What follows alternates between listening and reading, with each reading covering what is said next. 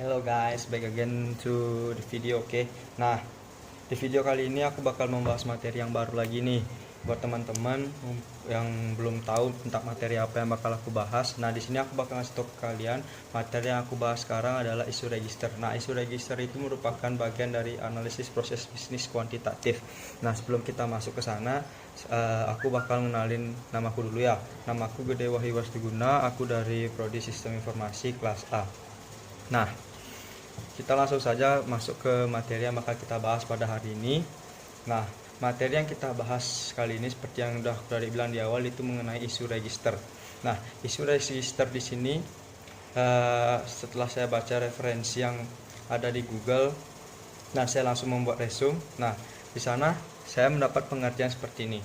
Isu register itu jika kita bawa ke bahasa Indonesia menjadi register penerbitan. Nah, maksudnya di sini di isu register ini kita bakal merekam semua permasalahan yang ada di dalam sebuah perusahaan.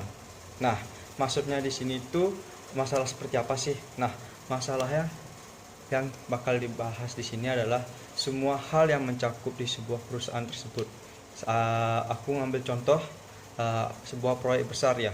Sebuah proyek besar itu pastilah ada step by step pengerjaannya, dan di sana pun bakal ada yang namanya permasalahan.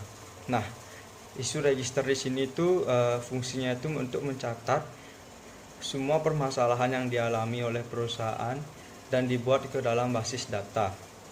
Nah, maksudnya basis data di sini adalah dia itu dibuat sebuah pengelompokan dari awal sampai akhir dari sebuah permasalahan. Nah, kemudian di isu register itu yang dari resume yang sudah saya buat itu di sana juga ada pengidentifikasian di sini itu maksudnya adalah utamanya itu digunakan untuk membuat sebuah referensi dari sebuah permasalahan yang sudah ada. Nah, kemudian yang kedua itu ada tanggal.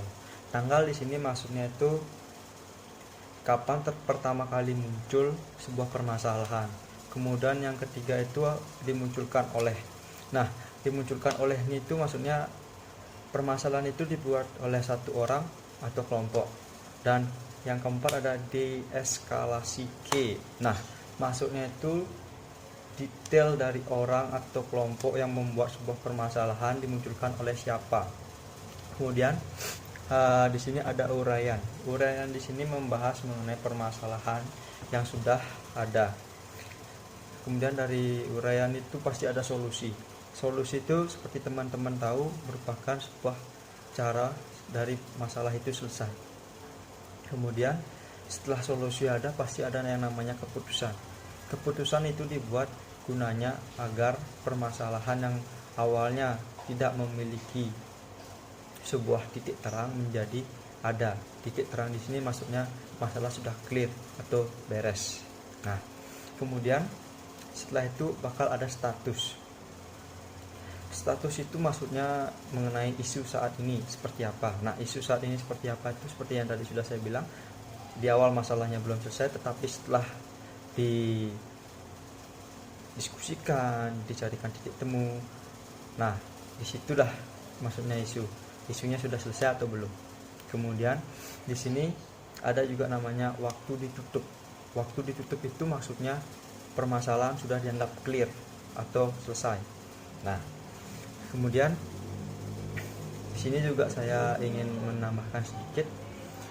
Ketika kalian mempelajari mengenai isu register, yang perlu kalian tahu itu pasti tentang apa sih yang dibahas di dalam isu register.